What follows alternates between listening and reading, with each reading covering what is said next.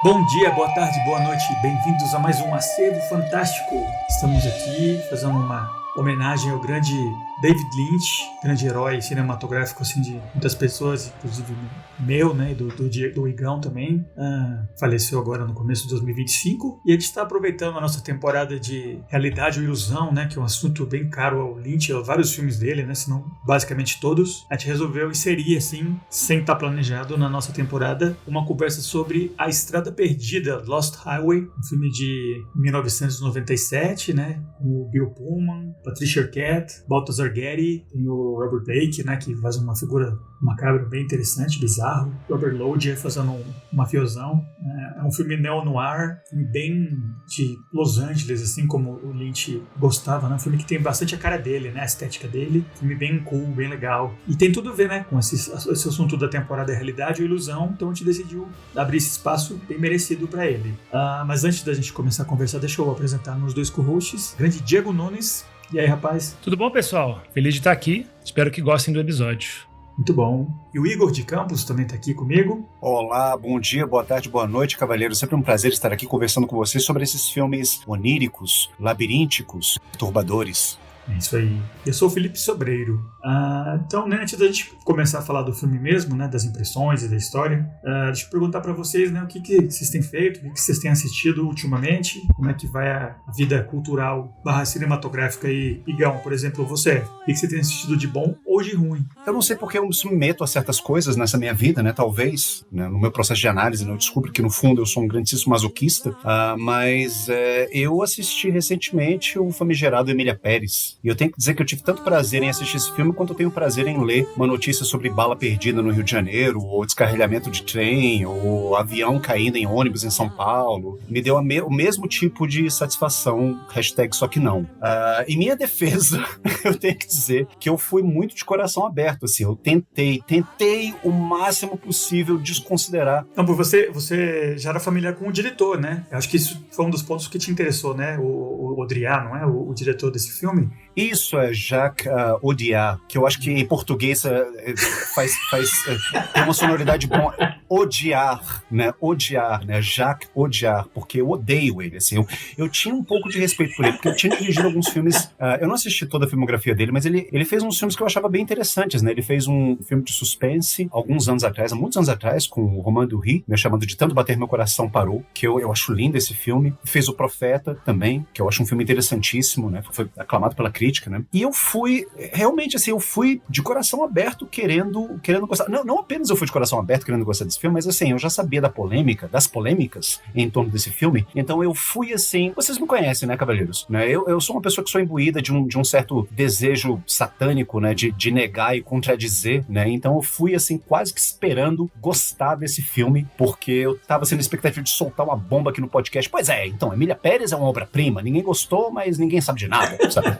Eu realmente queria ter esse momento, mas aí, infelizmente, eu tenho que fazer coro com aquelas pessoas que não gostaram desse filme, porque polêmicas à parte, né, assim, tirando o fato, né, de que ele foi feito por um bando de gente fiel da puta, incluindo a própria atriz principal do filme, né, que faz o papel título, é um filme ruim, é um filme mal feito, mal escrito, mal atuado. Não, vamos ser justos. A Zoe Saldanha, ela consegue fazer um bom trabalho, eu queria só sublinhar essa palavra, um bom trabalho, nada de especial, nada de extraordinário, sabe, dentro das limitações que ela teve, né, por conta de um roteiro muito superficial e de uma encenação muito constrangedora de cenas musicais ruins. E eu acho que a única coisa extraordinária que esse filme tem é que ele foi indicado a 13 Oscars. Como é que um filme desses é indicado a 13 Oscars? É uma telenovela ruim da Rede Record, com uma trama absurdamente cretina de um cara que faz a transição de gênero para depois se tornar uma espécie de santa popular no México. Meu Deus do céu! Tipo um Fernandinho Beiramar, né? Sei lá, um maníaco do parque, né? Faz a cirurgia, muda de pessoa e aí já tem uma segunda chance, né? Virou uma pessoa santificada, boa, né? Perdoados todos os seus crimes. Porra, não é assim, né? Você imagina que o Fernandinho Beiramar, né, matou a sua família, mas aí, anos depois, ele se torna a Dona Onete, e a Dona Onete, né, ela vai achar os corpos da família, que ela mesma fez desaparecer anos anteriores. E aí você vai amar a Dona Onete, sem saber que ela já foi o Fernandinho Beiramar. Sabe, é essa a premissa do filme. Sabe, eu achei isso de mas pelo amor de Deus, eu sou um meio adulto. Sabe, como é que vocês esperam que eu engula isso a seco? Sabe, isso é muito horroroso. Isso é muito horroroso. Eu sei que no México foi hiper odiado, né? Porque essa realidade dos narcos lá no México é bem violenta e bem constante, né? Desaparecimento, morte de criança, decepar braço. Não é um pirata romântico, uma figura, um criminoso meio século XIX, assim, aquela coisa, né? Um vilão, né? Que vai se reconstituir. É uma coisa, é um mal bem pesado, né? Não é uma... Exato. Não é uma figura redimível facilmente, assim, né? Parece que não tinha ninguém mexicano envolvido na produção. Eu tô curioso pra ver de tão bomba que é, mas eu ouvi falar também que você me falou pra eu não perder tempo, mas eu tô curioso. Volta e meia parece um musical bomba desse, assim, que é só ver pra crer, né? Porque não tem outra, né? Exato. Você não vai gostar, mas é incrível. É incrível. Não sei, eu recomendo então que vocês assistam, né? Porque é uma experiência incrível assistir Emília Pérez, né? Para o bem e para o mal. Eu acho que totalmente para o mal. E isso que você falou, Filipão, assim, é perfeito, né? Isso deixa você questionando, inclusive, a moralidade das próprias pessoas que realizaram esse filme. Assim, o que a Netflix tem na cabeça? Assim, sabe? O próximo filme vai ser o quê? Uma comédia romântica, né, em Auschwitz. Ou então vai ser, vamos fazer uma comédia musical, né, para crianças que se passa na faixa de Gaza. Pelo amor de Deus, sabe? Aí você vai fazer um filme desses que é um romance, enfim, musical, com pano de fundo a crise dos desaparecidos no México por causa do narcotráfico. É realmente questionável isso. Mas assim, enfim, questões morais à parte, né, o que é difícil. Ainda assim, o meu ponto principal é um filme ruim porque ele é mal escrito, ele é mal feito, ele é mal editado, as músicas são ruins. Isso porque, eu tenho que dizer, eu sou uma pessoa que gosta de musicais, eu gosto de filmes musicais. Não é meu gênero favorito, mas eu aprecio, sabe, alguns dos meus filmes favoritos são musicais, então assim, eu não tenho nada contra musicais. E eu achei as músicas do filme ruins, as danças são ruins, não tem nenhum tipo de organicidade, assim, sabe? Tipo, as músicas, elas parecem que elas não cabem na trama direito, assim, elas começam muito de repente, assim, não tem um motivo, né, do filme ser musical, mas assim, enfim, não quero dar muito palco, já dei, né, mas assim, não quero dar mais palco pra esse filme, porque hoje a gente tá aqui pra falar do David Lynch, que é um dos meus cineastas favoritos, então eu espero que a todos e todas que estão nos ouvindo, que vocês assistam Emília Pérez e que vocês esqueçam depois que assistiram, ou não, né, não sei, né, lembrem disso o resto da sua vida, pra não cair de novo nesse erro, né, de que filmes indicados ao Oscar são necessariamente bons, a gente sabe que não são. Pois é, mas então, falando de indicado ao Oscar, né, melhor atriz principal, eu queria perguntar pro Diegão, né, que já até me deu um teaser, assim, de algo que ele assistiu recentemente. Você não precisa falar obrigatório desse filme, mas eu sei que você assistiu, ainda estou aqui, não é, Diego? Eu assisti, eu fui, assim, um pouco tarde, né, pra ver esse filme, foi só assistir esse filme na sexta-feira passada, que já tá um tempão no cinema, né, e eu tava, assim, um pouco, assim, eu tava suspeitando um pouco da unanimidade desse filme, né, eu tava meio, assim, desconfiado, mas de fato ele confirma e excede as expectativas. É um filmaço, é um filme belíssimo, ao contrário do Emília Pérez, é um filme bem atuado, é um filme com a direção de arte muito bem feita, bem editado, e é um filme sensível, é um filme feito claramente por um diretor profissional maravilhoso, que Walter Salles, ele realmente se confirma como um grande diretor brasileiro. Que, inclusive, a diferença do Emília Pérez, eu acho que eles têm muito conhecimento do que eles estão falando, né, nesse filme do Agora Estou Aqui, né, em contraposição ao que o Igor assistiu. Exatamente, o Walter Salles, ele conheceu a família, né, ele conheceu o Rubens Paiva, né, o filho, Marcelo Rubens Paiva, que escreveu Feliz Ano Velho, tá? E é um filme centrado numa personagem feminina, né, na mãe da família. E realmente a interpretação da Fernanda Torres é magistral, ela merece esse spotlight que ela tá agora. Sabe, ela tá praticamente a rainha do Brasil e ela realmente merece, ela tá espetacular no filme. Tem cenas assim impactantes, fortíssimas, que ela faz de uma maneira muito bem feita e muito pouco over, sabe? Tem uma cena, por exemplo, que ela volta de passar dias e dias e dias sendo questionada, né, presa numa prisão lá que os militares usam para torturar e para questionar e para interrogar. Ela fica vários dias, né, nessa prisão, e aí ela volta e foca, ela, assim, quando ela vai tomar banho, né, a primeira coisa que ela faz quando ela chega em casa de madrugada, né, ela checa para ver se as filhas e o filho estão bem, se estão dormindo lá direitinho, e ela vai no banheiro e se olha no espelho, e essa cena, se olhando no espelho, me arrasou, acabou comigo, assim, sabe? Nossa, e a atuação dela é super sutil, micro, igual a atuação da Fernanda Montenegro no final, que todo mundo fala que de fato ela faz uma microatuação assim incrível, muito, muito, muito pouco ela toca o seu coração. com 90 e poucos anos de idade, né? Já no início de Paiva já tava com a verdadeira, né? Tava meio senil, né? Então ela não se comunicava direito, né? Mas ela tem um entendimento que você identifica que ela tá entendendo o que tá sendo falado, né? Ela tava com 15 ou 20 anos com Alzheimer já, né? Mas aparece ela assistindo uma reportagem sobre a ditadura, né? Sobre os desaparecidos. E aí citam o nome do Rubens Paiva, né? Aí ela volta muito, assim, singelamente, assim, muito sutilmente à realidade por um breve momento. E aí é muito bonito. Uhum. Então é um filme obrigatório mesmo, de fato. Legal. Essa representação de época, assim, do Rio e tal. Espetáculo! Nossa, eu me transportei pra lá, assim, é muito bonito, é um filme dourado, com sol, assim, realmente se sente ali reconstrução de época muito bem feita, o apartamento, a direção de arte, a biblioteca da casa, assim, é tudo muito, muito bem cuidado. É um filme muito bem produzido. Claro, né, o Walter Salles é um dos homens mais ricos do Brasil, é a família dele, né, mas ele usa bem o dinheiro que ele tem. É um excelente filme. Que legal. Então aí fica uma dica para os ouvintes e uma antidica, né? De dois filmes cotados ao Oscar, inclusive na categoria de melhor atriz principal. E eu tô com pouquíssimo tempo, bem correndo atrás de trabalho e tal, não tô vendo muito filme, muitas coisas, mas coincidência, o episódio de hoje, né?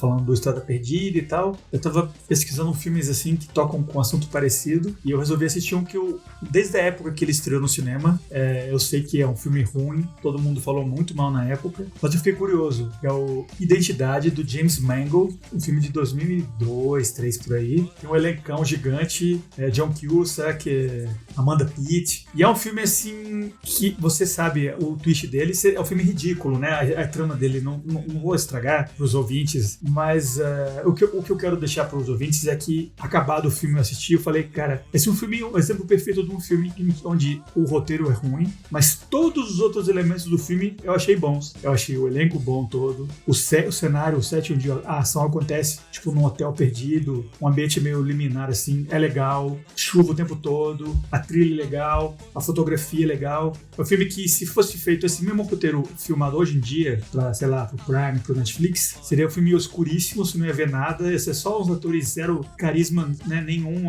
garotos de 25 anos fazendo todos os papéis lá, ou a tendência que tem. Então, eu achei legal ter visto um filme de 25 anos atrás que é uma produção média, assim, o roteiro é ruim, objetivamente, mas como é bem feito, e realmente o James Mangold, né, que na época eu acho que ele só tinha feito aquele Copland, que é um filme bem recebido, né, que tem o Ray Liotta também, que tá nesse Identidade. Ele realmente tem um potencial bom, ele é um bom diretor, ele, inclusive, agora esse ano que a gente tá gravando aqui, ele tá com esse filme do Bob Dylan novo, né, que é não sei o que, um estranho, sobre o Bob Dylan com o Timothée Chalamet. E dizem que é um bom filme, então eu acho que mostra que às vezes o roteiro não é tudo, né. Eu dei 2 estrelas de 5, né, então 4 de 10, então não é um bom filme, mas eu apreciei todos os outros elementos, né? Um elenco bom, a produção boa, a música boa, a cinematografia boa, tudo bom, exceto a história, que é uma porcaria.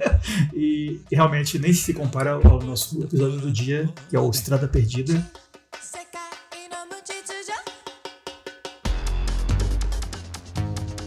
Então bora começar a falar do próprio episódio de hoje mesmo. Igão, qual é a sua história com esse filme que a gente cogitando assim, filme do Lynch para homenagem a ele, um ouvinte sugeriu, mas você também falou que era uma escolha boa pra gente. Deixa eu até mencionar o nome do nosso ouvinte, Murilo, que é Murilo Barbante no Instagram, que segue a gente. Ele recomendou A Estrada Perdida para a temporada mesmo, né? Inclusive, eu acho que ele falou, não sei se foi... foi no dia que o Lynch faleceu, em janeiro, no perfil do Instagram, eu compartilhei um vídeo lá, uma história, e ele respondeu com esse comentário, né, recomendando o Estrada Perdida. E você, Igor, você tá de acordo com o Murilo, e qual é a sua história com esse filme? Totalmente de acordo com essa escolha do Murilo. Murilo, muito obrigado pela sua sugestão. Eu adoro esse filme, desde quando ele saiu. Eu assisti esse filme assim que ele foi lançado em locadoras aqui no Brasil, em 1997. Eu tinha 17 anos, eu já conhecia o cinema do David Lynch, já tinha assistido O Homem-Elefante, já tinha assistido Veludo Azul, já tinha assistido Duna também, que foi um filme que eu vi quando eu era pequeno. Então eu já era um fã do David Lynch, fiquei ainda mais fã com Estrada Perdida. Eu acho uma pena que o Estrada Perdida ele é uma espécie de primo pobre, né, dessa trilogia mais abstrata, né, do cinema neo-noir do David Lynch. Então tem o Mulholland Drive, tem o Inland Empire, que são filmes... Que é o Império dos Sonhos. Império dos Sonhos, né? Assim, os títulos aqui no Brasil não tem muita curiosidade. Devia ser Estrada dos Sonhos para ter a trilogia dos sonhos, né? Estrada dos Sonhos, Cidade dos Sonhos, Império dos Sonhos, né? Pronto, né? A gente lança agora essa ideia aqui, Estrada dos Sonhos, Cidade dos Sonhos e Império dos Sonhos. Exatamente. Ou seja, a coisa vai crescendo, né? Antes é só uma estrada, aí depois aumenta para uma cidade inteira e agora é um império vasto. Mas, bom, enfim, eu vejo que pouca gente fala, né, do Lost Highway. E eu acho injusto porque eu acho um grande filme, assim. Foi o filme que, de fato, me fez apaixonar pelo David Lynch. Como eu já tinha dito, eu já gostava muito dele antes, né? Gostava muito de todos esses filmes que eu já mencionei, mas eu acho que foi o Lost Highway que me deu algum tipo de clique, que virou a chave em mim, que me fez pensar, cara, é isso. Eu me reconheci muito, sabe, no filme, no sentido em que muitas das coisas que eu gostava já foram meio que validadas por esse filme. Então, da fotografia, a estética neo-noir, as músicas do Rammstein, do Marilyn Manson, trilha sonora do Trent Reznor, do Nine Inch Nails, música tema do David Bowie. Então, até mesmo o visual do Pete Davidson, o personagem Pete Davidson, assim, aquela coisa meio suburbana, mas com jaqueta de couro, meio biker, meio rocker dos anos 50. Tudo isso eu tinha na minha adolescência, eu era fascinado com isso, eu era fascinado com esse mundo estético proposto e mostrado pelo filme. Então, assim, é um filme que eu gosto muito, ele me influenciou muito o meu gosto cinematográfico. Especialmente algumas cenas que a gente vai comentar depois, né? Especialmente o Mr. Man, né? do Robert Blake, a gente vai falar sobre essa cena, que é uma das minhas cenas favoritas. Eu diria que é uma das minhas cenas favoritas ever, da história do cinema, de todos os filmes que eu já vi. Eu amo de paixão essa cena. Muito ansioso pra falar, especificamente sobre esse filme que mora no meu coração, e não quero ser breguinha, mas eu tenho que ser. Quando eu falo David Lynch, é meu cineasta favorito, muito provavelmente meu cineasta favorito. Eu que não gosto de colocar os meus cineastas favoritos em ranking, mas não é, e também não é porque ele faleceu, porque realmente eu vi que eu senti muito a morte dele de uma forma que eu não esperava sentir. E eu tenho reassistido os filmes dele, tenho reassistido Twin Peaks, inclusive, né, nessas últimas semanas. A obra do David Lynch tem um lugar, sabe, na minha vida de cinéfilo, que eu acho que nenhum outro cineasta tem. Triste, mas feliz por estar falando desse filme aqui hoje com vocês. O homem passou, mas a obra dele tá toda aí, né, para ser vista e revista e analisada, e daqui a 100 anos acho que as pessoas vão estar descobrindo ele. Sem dúvida. Um cara bem único, assim, né? Mas e você, Diegão? Qual é a sua história com a Estrada Perdida, especificamente? Ou com o David Lynch em geral também? Então, eu assisti esse filme na época que saiu. Eu não sei, acho que não foi ao cinema, mas foi vídeo logo depois que o vídeo chegou na locadora. E na época eu não conhecia quase nada de David Lynch. Admito, confesso. E aí realmente achei o filme muito confuso, não entendi. Eu acho que até devo ter parado na metade, não me lembro muito bem. Mas, reassistindo agora o podcast, acho que talvez tenha sido a primeira vez que eu vi o filme. Eu senti como se fosse a primeira vez. Eu tinha vagas lembranças, flashes, especialmente da parte com Bill Pullman, mas foi praticamente a primeira vez que eu vi, né, de fato, o filme do início ao fim. Bem focado, bem concentrado. Por exemplo, o podcast, né, desde que a gente começou, vocês me ajudaram muito a reapreciar a obra do David Lynch, né? Quando a gente fez o nosso episódio sobre Cidade dos Sonhos, o filme ele tomou vários significados que não tinham pra mim. A discussão me enriqueceu tanto, né? A minha apreciação pelo filme. Então, e eu já gostava muito do Homem-Elefante.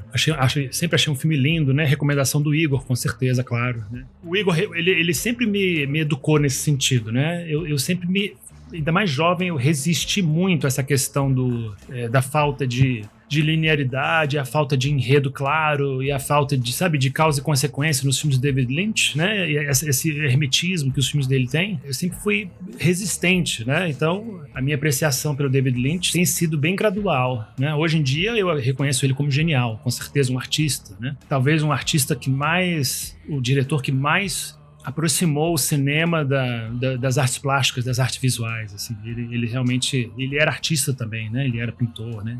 Então, Como Elefante eu já gostava muito. Mas eu não acho que esse filme, A Estrada Perdida, seja um grande filme dele, assim. Eu acho que é um bom filme, eu gostei, achei bem cool. Eu acho que é um filme com uma atmosfera muito bem criada e muito cara do David Lynch. Eu concordo com o Felipe, é um filme que também é muito Los Angeles, né? E bem anos 90, eu acho que é um filme, como por ser do David Lynch, é um filme atemporal, é um filme que pode ser visto, né, em qualquer época, ele não vai datar. Mas ele também tem muita coisa da época, né? Eu acho que realmente isso que o Igor notou, da trilha sonora e do vestuário e do cenário e os temas, alguns temas, né, eu achei bem daquela década. Dá pra retirar muita coisa, né? São muitos elementos. Mas eu achei assim, não me interessou, não me super interessou um filme, porque meio que já talvez começando a discussão sobre o filme, eu li que a origem do desejo dele de fazer esse filme veio por conta do caso do O.J. Simpson, que estava muito forte na época. Né? Muito, muito forte. Era um grande acontecimento na mídia americana, mundial, o assassinato da mulher do O.J. Simpson, que foi a julgamento e durou muito tempo e foi televisionado e todo mundo assistiu o julgamento, né? Começou na perseguição, né? Acompanhamento televisionado desde a perseguição até o julgamento todo, né? Foi uma farofa midiática, assim, né? Ficou muito claro, né? Que foi o O.J. mesmo que matou a mulher, mas ele foi inocentado e tudo, né? Isso tudo para dizer que realmente a Estrada Perdida tem esse tema muito forte, né? Que é sobre um homem que tá numa relação com uma mulher que ele ama muito, que ele é enlouquecido por essa mulher, mas ele tem algum tipo de rancor, de raiva, de ressentimento dela e de ciúmes, e ele é muito possessivo e acaba matando a mulher. Mas isso tudo é ambíguo, não tem uma cena, a não ser que eu esteja muito enganado e não vi o filme direito, mas não tem a cena que ele mata a mulher. É muito implícito, né? É muito... Só o vídeo.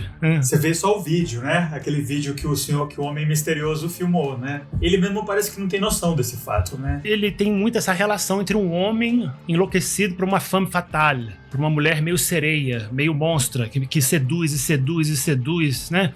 Mas nunca realmente tá lá disponível de fato pra ele, assim, não corresponde, sabe? Que é a Patrícia Arquette, a atuação magistral da Patrícia, e linda, né? Maravilhosa na época. E esse tema, de fato, não me despertou grandes emoções nesse ponto. Não sei porquê. Pessoal, é um filme muito bom. Quem gosta de David Lynch realmente é um banquete. Deixa eu só falar por cima o meu, que eu vi uma vez só, achei legal e tal, mas também não fez tanta impressão.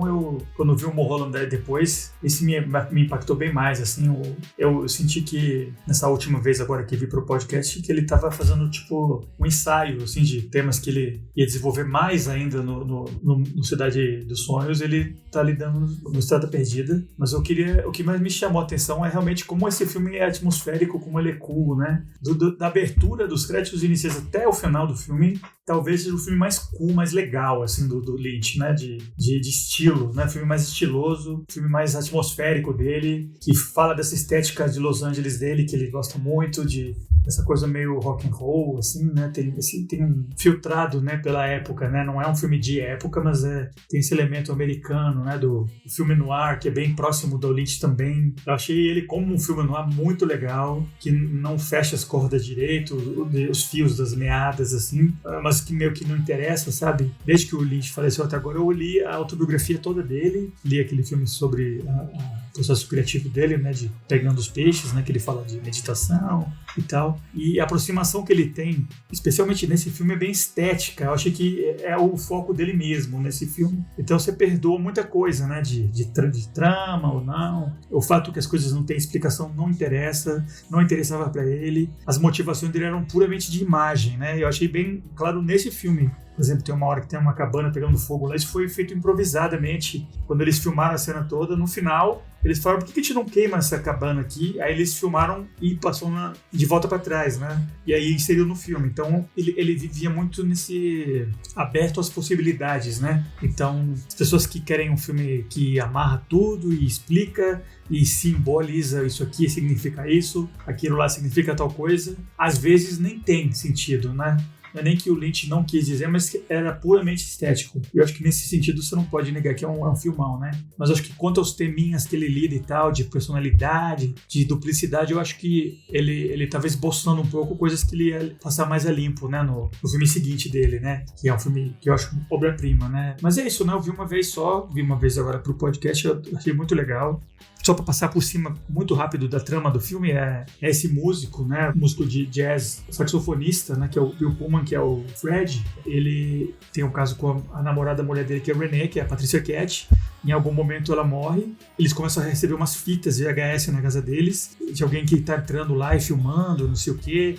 ele é bem ciumento com ela, ele tem suspeitas dela, ele deseja, mas ele tem uma relação meio de possessão com ela. Eventualmente, numa dessas fitas que eles chegam, que mostra a casa deles por dentro, tem ele matando ela, a polícia prende ele. Enquanto ele tá preso, de uma maneira meio mágica, simbólica, inexplicável, filosófica, de alguma maneira, ele deixa de ser ele vira uma outra pessoa. Esse Pete, que é um cara mais jovem, um mecânico. E não é que a cara dele mudou e ele continua sendo ele virou outra pessoa, com outra história, outras memórias, né? E esse Pete sai da cadeia, né? Porque ele não tem por que estar preso, e ele acaba conhecendo a mulher de um mafioso lá, que também é a Patrícia Arquette, uma outra mulher loura em vez de morena, e tem todos esses tipos de... Falando em Patrícia Arquette, né? Tem os arquétipos do filme noir, damas fatais, criminosos, polícia...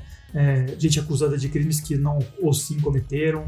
Então esses tropos, né, esses assuntos de culpa, ciúme do filme noir estão bem presentes no filme todo, né? E eventualmente no final do filme ele volta a ser ele mesmo de novo, e ele tem uma relação com um homem que esse cara que ficava filmando a casa deles é uma figura meio demoníaca, meio pesadelo, que vai e volta, aparece, é uma figura que não é explicada. Tentando explicar a trama do Lost Highway é meio absurdo, né? É um filme que não é linear, é um filme que não tem um sentido claro, então o que a gente mais pode falar é da vibe dele, da atmosfera que a gente já mencionou, mas tem uns temas, né? Tem uns tópicos assim que eu acho que são assuntos que o filme toca, por mais que não tenha um desenvolvimento, né, de chegar numa conclusão e tal, mas são assuntos que o Lynch ele toca, né? Então eu queria começar puxando esse da memória, né? Que tem uma hora que a polícia está interrogando, né, o Fred, né, dessas fitas que eles estão recebendo antes dele ser acusado de qualquer coisa, e o Fred diz pra ele que ele gosta de lembrar das coisas do jeito dele, e o cara pergunta como assim, ele diz não me interessa como as coisas aconteceram, eu gosto de lembrar das coisas do meu jeito, né? Eu acho que isso é um dos grandes temas desse filme, né? É como você vê a sua própria vida e você edita suas memórias, sua própria personalidade, né? Quem é você realmente, né? Esse filme tem esse tema óbvio, né?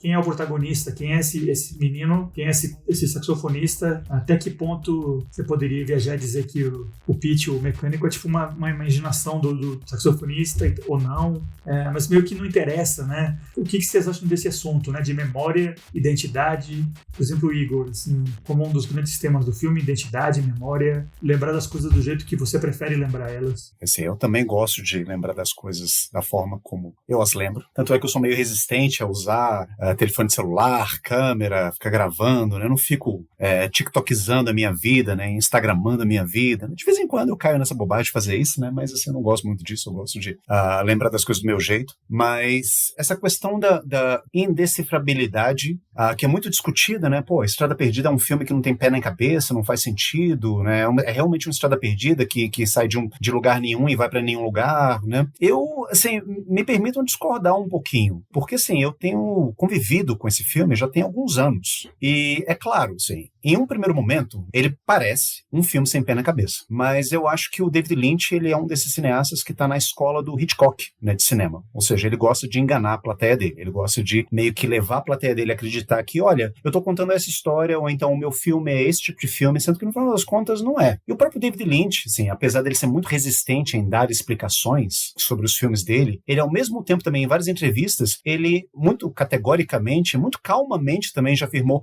olha, tem uma explicação sim, é só você assistir o filme. Eu lembro dele estar falando sobre isso quando ele foi entrevistado a respeito do Mulholland Drive, do Inland Empire, né? Eu não lembro especificamente dele falando a respeito do Lost Highway, mas eu não sei, senhores, por favor, discordem ou concordem comigo. Eu acho que tem uma explicação, e é uma explicação que nem é muito original, assim, é uma explicação que foi dada pela Patrícia Arquette, né, na ocasião de uma entrevista que foi feita com ela, né, quando perguntaram para ela como é que foi esse desafio de interpretar duas personagens, como é que é isso no filme, e ela meio que sintetizou o filme de uma forma que eu acho que é, sabe, bem lúcida, e eu concordo com ela, assim. O filme Estrada Perdida é a história de um cara, Freddie Madison, que é um saxofonista, como o Felipe já tinha falado, que ele comete um crime, ele é perseguido pela consciência culpada dele, de que ele cometeu um ato terrível, e aí ele foge para um mundo de fantasia em que ele tem uma outra personalidade, que é o Pete Dayton, mas são a mesma pessoa. E o próprio David Lynch, ele dá indícios disso. Não sei se vocês repararam, mas em vários momentos, Bill Pullman e Balthazar Getty, ao longo do filme inteiro, em vários momentos diferentes, eles se olham no espelho. E eles meio que se espantam com o fato da imagem deles estar sendo duplicada na frente de um vidro de ônibus, de uma vitrine, de um espelho retrovisor de carro. Essa questão da bipartição de um mesmo personagem é uma coisa constante. Eu, pra mim, sabe, tenho que...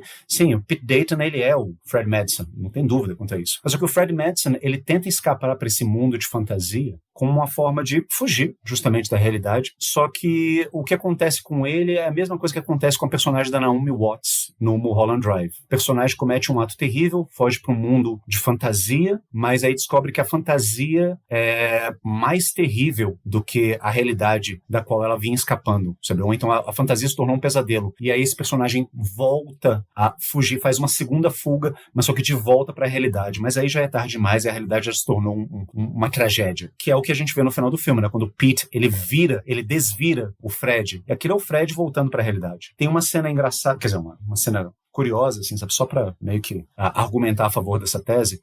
O Pete, ele tá consertando um carro, né? Ele trabalha de mecânico, né? Numa garagem. E aí tem uma música tocando no rádio que incomoda ele. Quem, inclusive, tá escutando essa música é o Jack Nance, que faz o papel principal do Eraserhead, que eu acho esse ator divertidíssimo, né? Ele tem outros filmes do Lynch também. O último filme dele, né? O último filme dele, né? Infelizmente, né? Grande Jack Nance. E o Pete, ele levanta pra desligar o rádio e ele fala, eu não gosto dessa música. E a música que tá tocando é a mesma música que o Fred Madsen tá tocando no saxofone no começo do filme.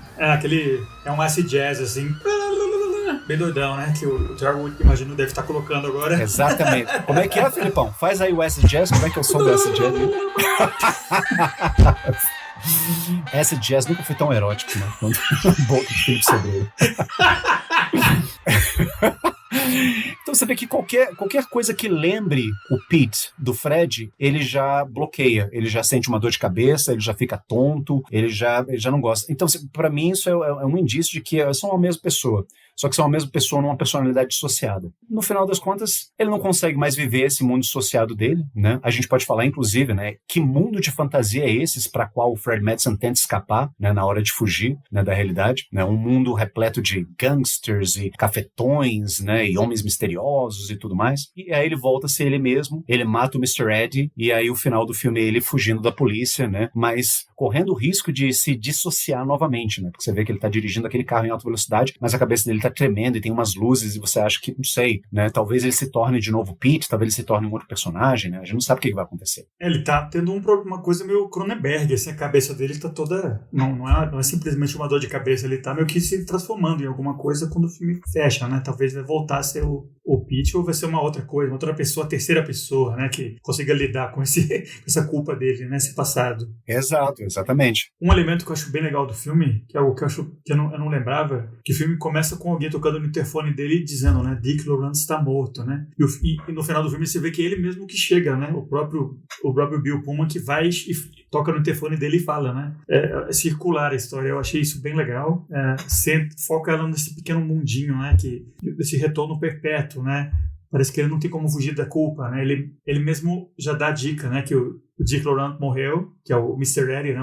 O mafioso, que ele mesmo matou ele e eventualmente ele vai matar de novo, né? Então é um sonho cíclico, né? Essa coisa, ele tá preso nessa culpa para sempre, por mais que ele invente de virar outra pessoa, né? De não lidar com isso. Ele tá preso num tempo cíclico porque ele não tem como fugir de quem ele é, né, no final das contas. Ele tá fadado a sempre voltar a ser o Fred Madsen, né? Por mais que ele tente fugir, por mais que ele crie uma outra personalidade, por mais que ele vá para alguma realidade alternativa, né, ele tá sempre fadado a voltar pro começo e voltar a repetir, ou seja, na cabeça dele, né, voltar a repetir aquele mesmo ato, ou seja, lembrar e relembrar, por mais que ele não queira lembrar disso. E aí vai aquele tema que você jogou aqui pra gente, Felipão, porque o filme ele traz isso também, a realidade subjetiva, editada, que todos nós temos, e aquela dita realidade objetiva, que no filme eu acho que ela é simbolizada pela câmera, porque o começo do filme é justamente isso, o Fred Madsen, os Madsen, né, eles chamam a polícia porque supostamente alguém estaria filmando o interior da casa deles. Eu acho que não tem nada mais, não tem nenhum signo, talvez, mais significativo de uma realidade dita objetiva do que uma filmagem, do que algo que foi filmado, né, do que a imagem que você vê projetada por uma câmera. Então tem uma câmera filmando a vida dos Madsen, e é justamente a câmera que capta o crime dele. Ele não lembra do crime, mas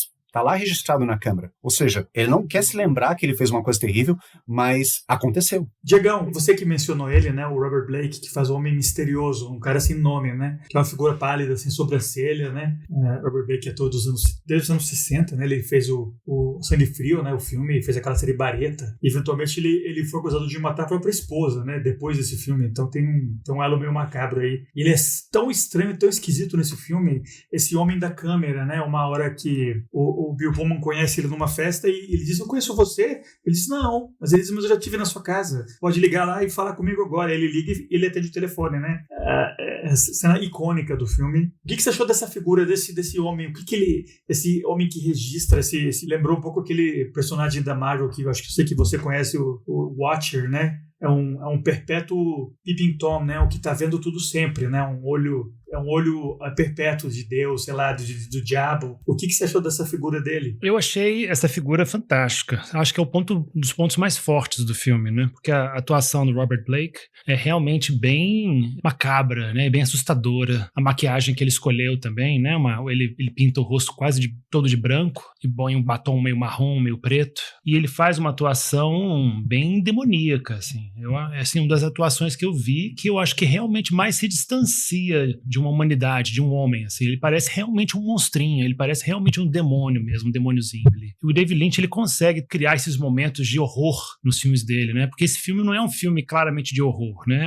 Se tiver que colocar num algum gênero, é meio um thriller erótico, neo-noir, sei lá. Suspense, bem anos 90, mas os momentos que ele aparece, né, são fantásticos, né, e realmente ele é um elemento que acrescenta muito essa qualidade de sonho, né, essa qualidade onírica ao filme, né, porque a gente fica pensando, né, o Igor está convencido de que claramente o Fred é uma coisa mais, é uma realidade, o mundo do Fred é uma realidade um pouquinho mais real e dessa realidade se origina outra realidade, outro mundo do Pete. E é engraçado que, como eu não tinha visto nada antes de rever esse filme, né, não tinha visto nenhum ensaio, nem nada sobre esse filme antes, né, eu estava viajando e estava achando que o Pete estava imaginando o Fred, que o Fred era uma criação do Pete, que o Fred era uma idealização de como o Pete queria ser mais velho, com 30 e poucos anos, assim, sabe? Saxofonista, com uma mulher maravilhosa, igualzinha a Patrícia Arquette, né? Eu tava tendo essa interpretação muito doida.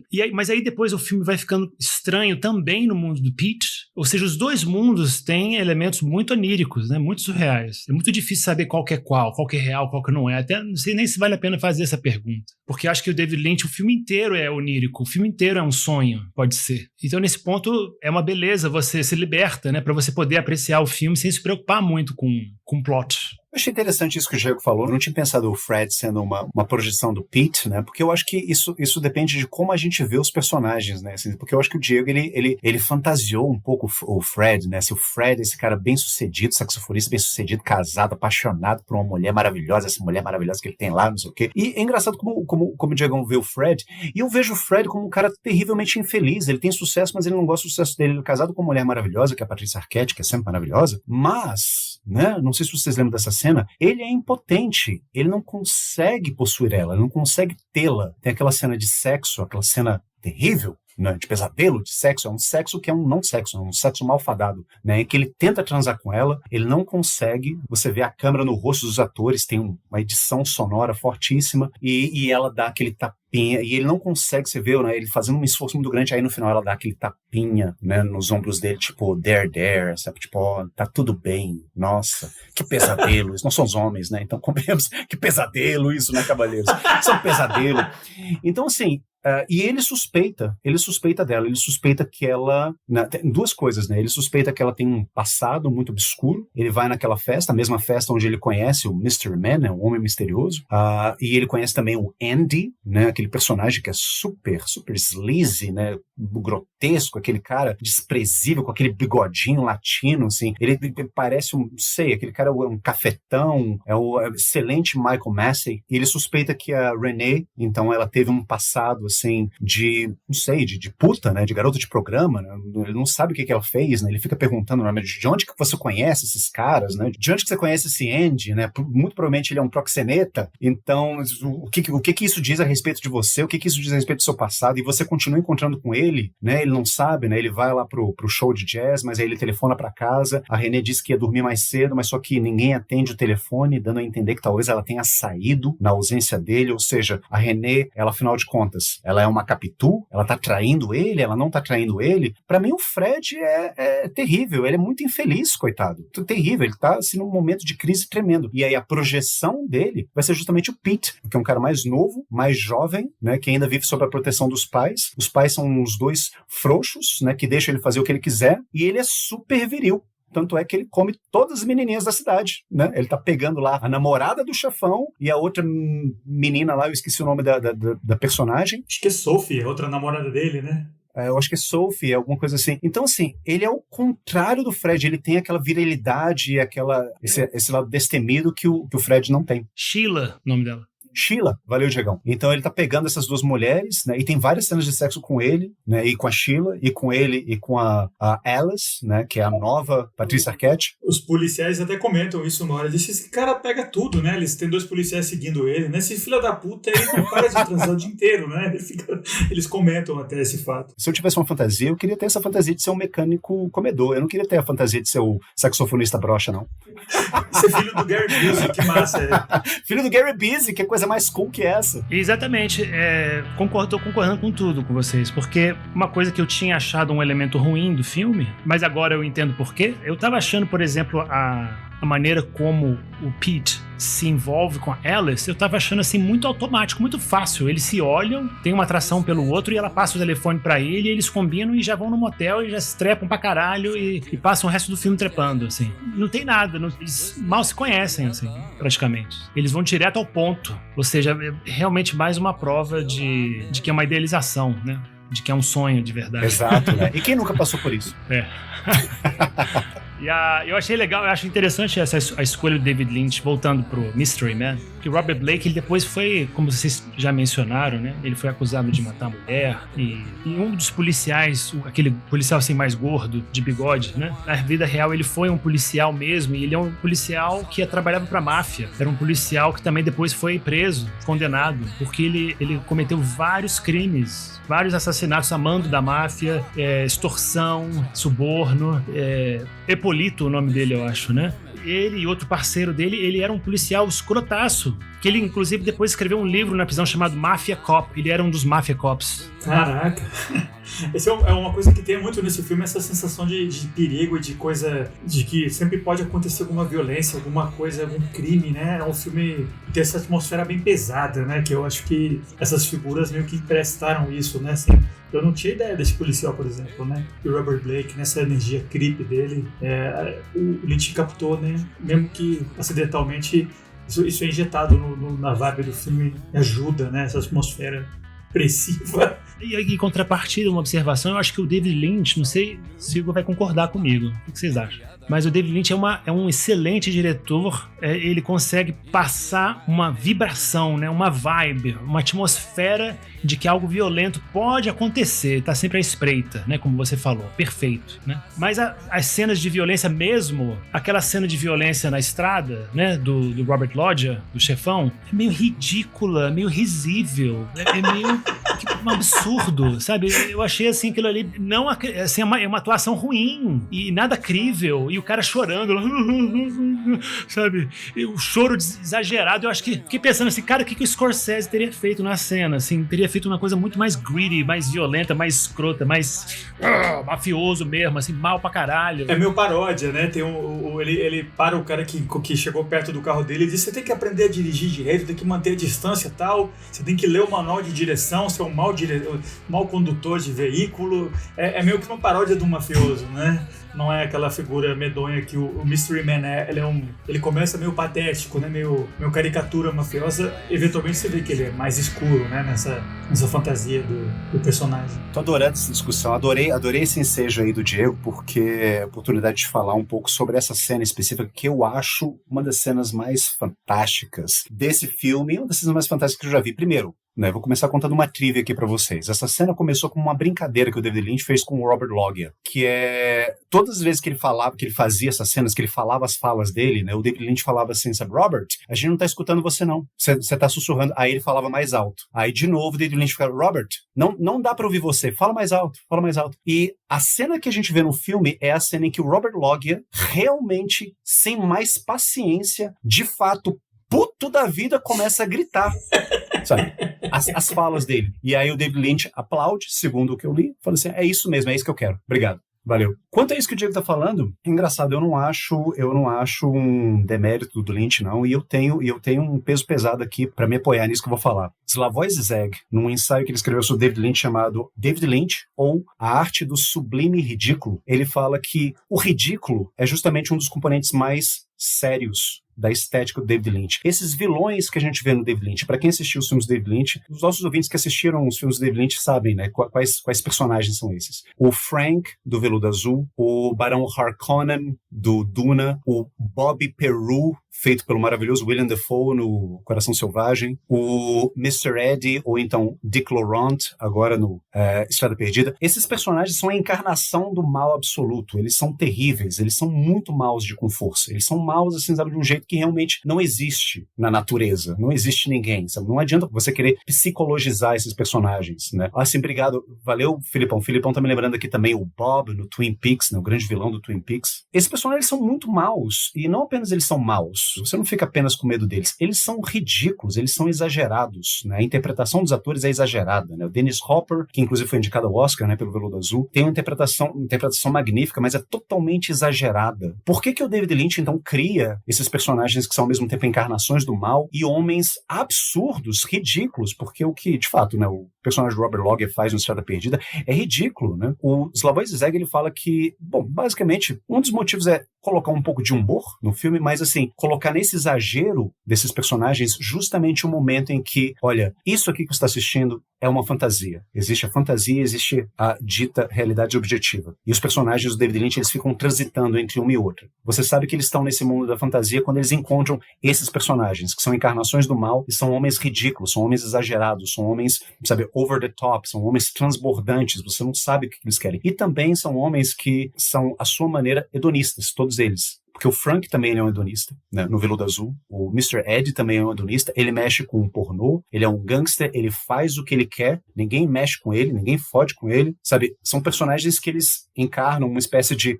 vontade de poder absoluta. Você não mexe com eles. Eles são terríveis, né? Se você mexer com eles, eles vão te matar, você vai sumir, alguma coisa muito horrível vai acontecer com você. E é justamente para isso. Além deles serem encarnações do mal, assim, além do bem e do mal, eles são personagens que eles encarnam a lei, né? No sentido em que o Pete Dayton, personagem do Balthazar Getty, ele quer ficar com a Patrícia Arquette. Só que ele tem um impedimento. Qual é o impedimento dele? É o Mr. Eddie. Mr. Eddie é o papai superego que chega para ele e fala assim, sabe, tipo, ó, não. Essa mulher aqui você não pode ficar. Você pode ficar com qualquer outra mulher da cidade, mas essa aqui, olha, é a minha. Então é apenas transgredindo a lei que esses personagens lynchianos eles vão conseguir mover a trama do filme para frente, né? É através dessa transgressão, mas para que haja transgressão tem que ter algum elemento lá que, olha, não pode fazer isso. Esse elemento geralmente é encarnado por um personagem absolutamente terrível, totalmente superegóico, muito escroto, exagerado e absurdamente ridículo. Frank, Harkonnen, todos eles são vilões ridículos. E eu pelo menos assim, eu acho que é um prazer assistir. As cenas do Robert Loggia, né, para mim, todas elas, para mim, são absolutamente fascinantes. Eu adoro quando ele aparece em cena. Então eu acho que talvez a explicação. Realmente o cinema do David Lynch não é um cinema realista como o do Scorsese. Ele não está interessado em retratar realmente como é que são as figuras do submundo num estilo documental, Scorsese, Coppola. Não. O David Lynch ele não é desses cineastas, não. Assim, eu achei as cenas do Robert Loggia, né, especialmente no final do filme, né, que tá rolando aquela cena pornográfica, né, que tá todo mundo olhando, duas mulheres transando e tudo, né, e ele tá com a Patrícia Arquette. É bem desconcertante ver um senhor lá, como o Robert Loggia, na idade dele, pegando a Patrícia, assim, é foda. É fantástico. Eu adoro. E a morte dele, né, é bem violenta também.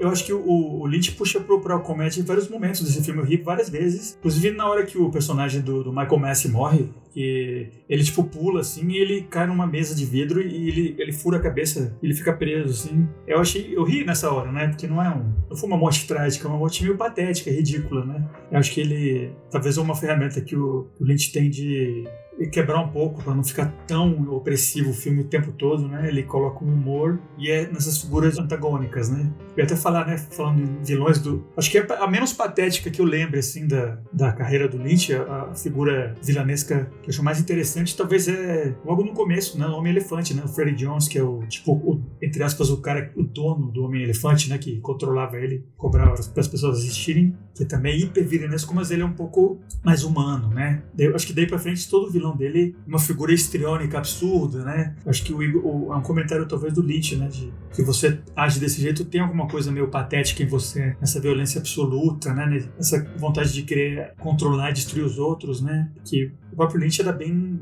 ligado nesse elemento de meditação, né? De você se centrar em si mesmo e encontrar uma paz, né? Essas figuras vilanescas dele nunca tem, né? É só caos e violência. Eu acho que ele é talvez um comentário dele, né? Que tem algo meio de patético, né? Você ser desse jeito, né? É uma leitura possível, sei lá. Acho que existe algo de patético nesse cumprimento exagerado da lei, né? Porque você vê, assim, sabe? Tipo, se a gente parar pra analisar bem essa cena do Dick Laurent, né? Atacando esse outro motorista na estrada, né? O que ele tá gritando pro cara, né? Ele tá gritando justamente, coisas do manual de estrada, assim, sabe? Como dirigir bem. Então, eu acho que talvez essa subserviência, né? Que essa figura super-egóica tem à lei, né? Assim, a obediência total à lei, sabe? Você não pode fugir da lei. Transgressão realmente é uma coisa que não pode existir de forma alguma. Isso seja algo ridículo. Talvez o comentário dele também vá para esse lado.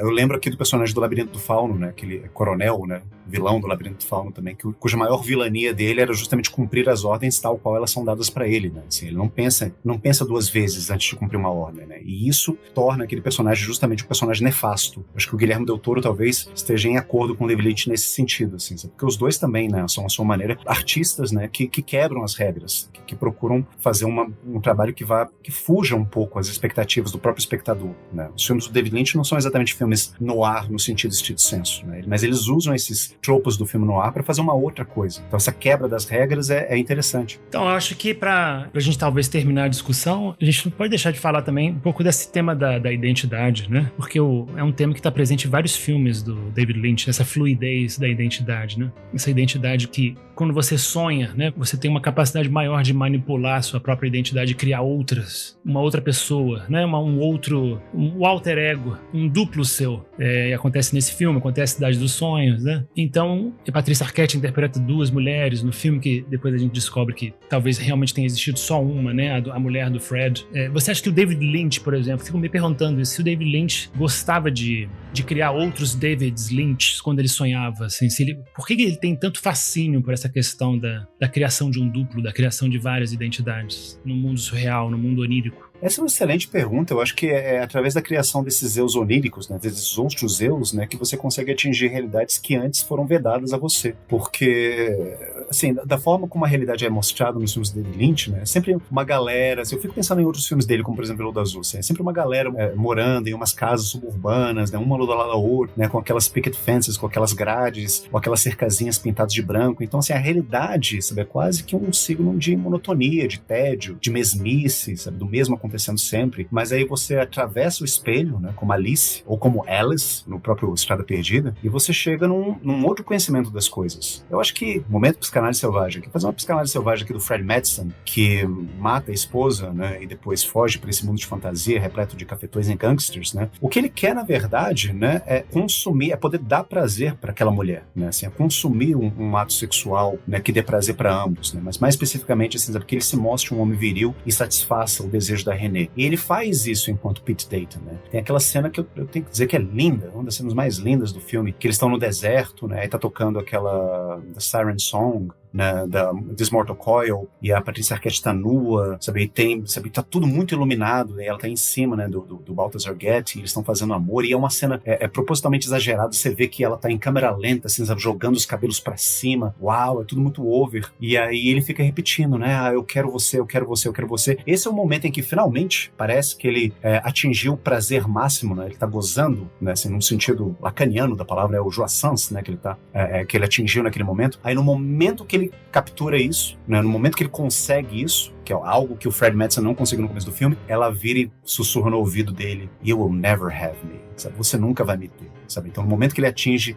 no momento que ele realiza os desejos dele, ele vê o desejo dele se esvaindo pelos dedos dele como se fosse areia no deserto. E eu acho que talvez seja por causa disso, sabe? Por que eu tenho que inventar um outro eu? Por que eu tenho que fugir da realidade, sabe? Porque apenas nessa fuga da realidade eu vou conseguir realizar os meus desejos que de outra forma eu não consegui sendo eu mesmo. Mas a Estrada Perdida nos adverte que nessa realização, nesse percurso para realizar o desejo, você pode encontrar muitos monstros pelo caminho. Né? Você vai encontrar com o lado obscuro do mundo, você vai encontrar com fantasmas, com demônios, com figuras realmente nefastas e sórdidas. Então, a realização dos desejos, né, no final das contas, né, como o Fred Madsen experiencia aqui no Estrada Perdida, como a personagem da Naomi Watts também experiencia no Mulholland Drive, como a personagem da Laura Dern também experiencia lá no Inland Empire, a realização dos desejos e a realização dos sonhos pode não ser uma coisa muito boa, né? Pode nos levar ao inferno também.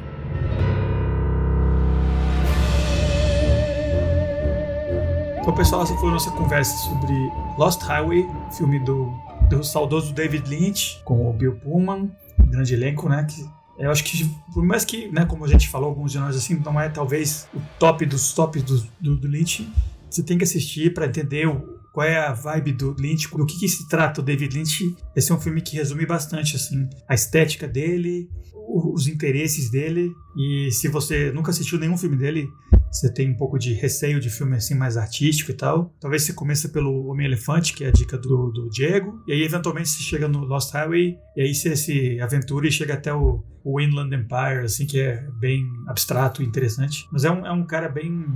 que teve uma obra bem marcante, uma figura mesmo do cinema, vai fazer falta, e esperamos que vocês realmente assistam o filme e tenham curtido do nosso podcast, né? Só que antes da gente anunciar qual vai ser o próximo, deixa eu perguntar aqui pro Diego, por exemplo, qual é a sua dica da semana? O que você recomenda para os nossos ouvintes? Pessoal, tem um filme dos anos 90, acho que do mesmo ano que o Estrada Perdida, que também é um filme que pode ser enquadrado em neo-noir. E é um dos maiores filmes policiais que eu já vi, assim. Acho que é um roteiro também meio quase perfeito, que eu já vi muitas vezes. É um filme assistível muitas vezes, assim. Tem a primeira grande atuação do Russell Crowe nos Estados Unidos, quando ele sai da Austrália.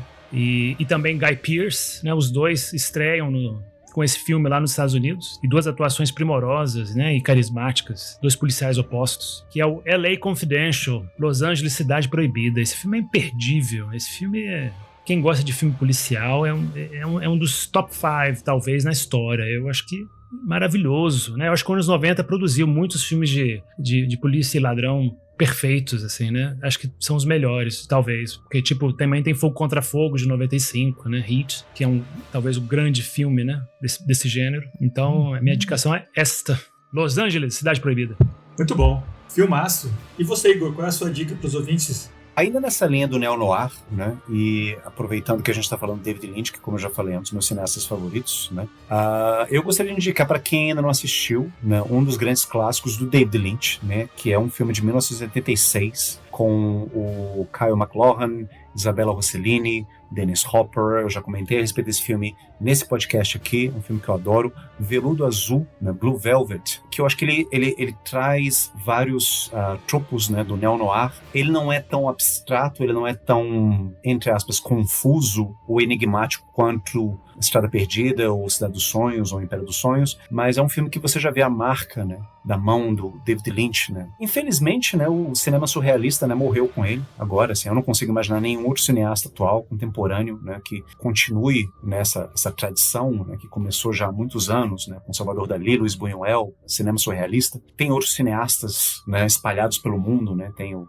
Jan Svankmajer na Tchecoslováquia, também cineasta surrealista, né, fantástico. Então, como eu falei, não consigo imaginar ninguém, né, que leve para frente o cinema surrealista. Veludo Azul não é um filme surrealista, é um filme mais linear, com uma conclusão até bonitinha, né, que muita gente acha cafona, mas que eu acho uma graça. Não vou dar spoiler aqui, mas a minha recomendação é essa, né, para quem não assistiu aos filmes de David Lynch. Bom, primeiro, para quem não assistiu os filmes de David Lynch, para tudo e vai assistir todos os filmes de David Lynch, todos eles. Inclusive Duna, viu, seu menino travesso? Essa história de Duna de Denis Villeneuve, que é bom, mas assista o Duna de David Lynch também. Assista todos os filmes de David Lynch, mas a minha recomendação de hoje é Blue Velvet.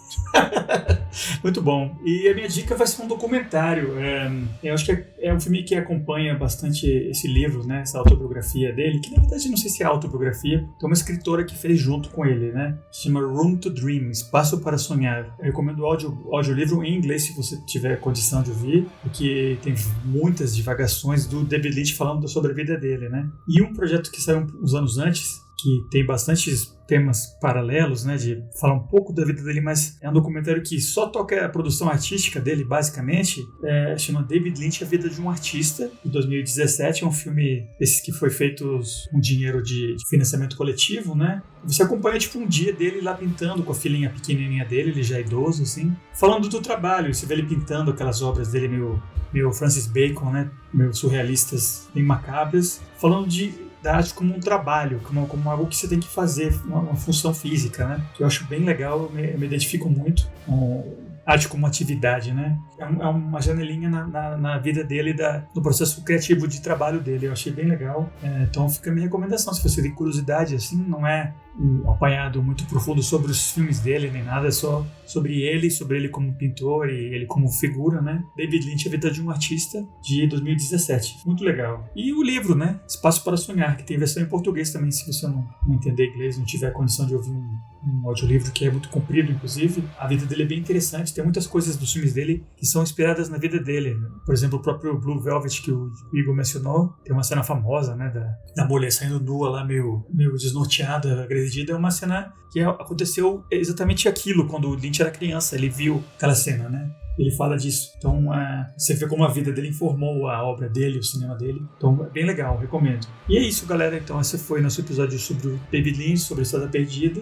Também tocamos bastante o Realidade e Ilusão, que é o tema geral da temporada. E agora a gente vai continuar com a temporada, só que a gente teve uma recomendação no ouvinte, o Marcelo Frost, que entrou em contato com a gente via Instagram. Geralmente não dá tempo, né? Quando a gente planeja a temporada, os filmes já estão lá, e se vocês podem fazer sugestões que a gente adora e tal, mas às vezes não dá tempo, né, do filme que vocês vão passar. Se for muito específico de uma temporada, se bobear, a gente já gravou tudo, não deu, mas no caso dele deu certo. Ele recomendou um filme que a gente julgou aqui que vale muito a pena, que combina com a temporada, que é de um autor também super interessante, que eu sei que pelo menos o Igor, eu sei que ele é bem familiar, né? O Ken Russell, um filme chamado Altered States, Viagens Alucinantes, com William Hurt, filme acho que de 80, 81, bem psicodélico, sobre viagens psicodélicas, mas ele toca também muito nesse assunto, né, de o que é real, o que é uma ilusão, o que é uma construção da sua cabeça, o que é um fato físico, biológico mesmo. É um filme bem interessante, então vai ser o nosso próximo episódio.